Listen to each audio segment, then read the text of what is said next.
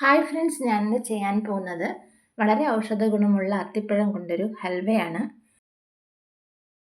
അത്തിപ്പഴമെല്ലാം കഴുകി വൃത്തിയാക്കിയ ശേഷം നമുക്ക് അതിൻ്റെ തോലെല്ലാം എടുത്തു മാറ്റണം. അതിനുശേഷം നമുക്ക് ഇതുപോലെ ചെറിയ ചെറിയ കഷ്ണങ്ങളാക്കി മുറിച്ചെടുക്കണം.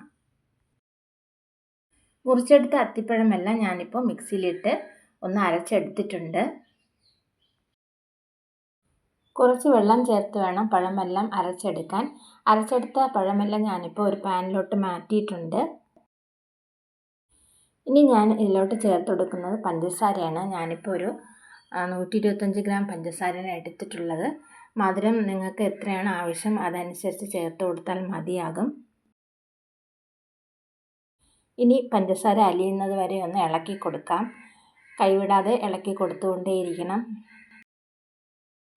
ഈ പഴമെല്ലാം കഴിക്കാൻ ഇഷ്ടമില്ലാത്തവർക്ക് ഇതുപോലെ സ്വീറ്റ് ചെയ്ത് കഴിക്കാവുന്നതാണ്. വളരെ ഹെൽത്തിയും ടേസ്റ്റിയുമായിട്ടുള്ള ഒരു റെസിപ്പിയാണിത്. എല്ലാവരും ഒന്ന് ട്രൈ ചെയ്ത് നോക്കുക.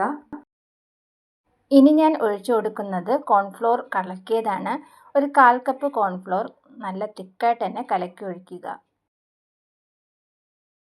ഹൽവ നല്ല തിക്കായി കിട്ടണമെങ്കിൽ കോൺഫ്ലോർ നമുക്ക് കുറച്ച് കൂടുതലായിട്ട് ചേർത്ത് കൊടുക്കണം. വീണ്ടും നമുക്ക് നന്നായിട്ട് ഇളക്കി കൊടുത്തുകൊണ്ടേയിരിക്കണം. ഹൽവ ചെയ്യാൻ നമുക്ക് കുറച്ച് ടൈം എടുക്കും. ഇതൊന്ന് തിക്കായിട്ട് വരണം, അതുവരെ ഒന്ന് ഇളക്കി കൊടുത്തുകൊണ്ടേയിരിക്കണം. ഇനി കുറച്ച് നെയ്യ് ഒഴിച്ചു കൊടുക്കാം. ഇടയ്ക്കിടയ്ക്ക് നെയ്യ് അപ്പോഴപ്പോഴേ ചേർത്ത് കൊടുത്തുകൊണ്ടേയിരിക്കണം. ഞാനിപ്പോൾ 50 ഗ്രാം നെയ്യാണ് യൂസ് ചെയ്യുന്നത്.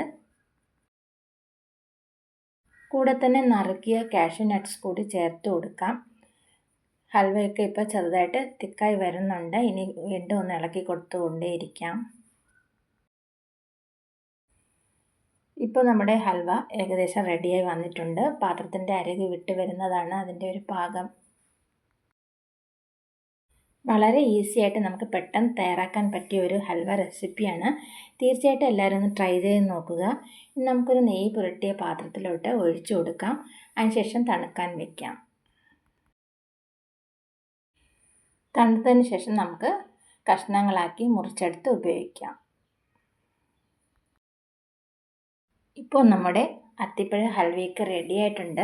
മുതിർന്നവർക്കും കുഞ്ഞുങ്ങൾക്കൊക്കെ ഒത്തിരി ഇഷ്ടമാവുന്ന റെസിപ്പിയാണിത്.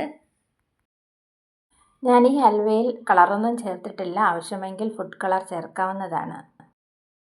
വീഡിയോ ഇഷ്ടമായ ലൈക്ക്, ഷെയർ ആൻഡ് സബ്സ്ക്രൈബ് ചെയ്യുക. അതുപോലെ നിങ്ങളുടെ കമൻറ്റ്സും എന്നെ അറിയിക്കുക.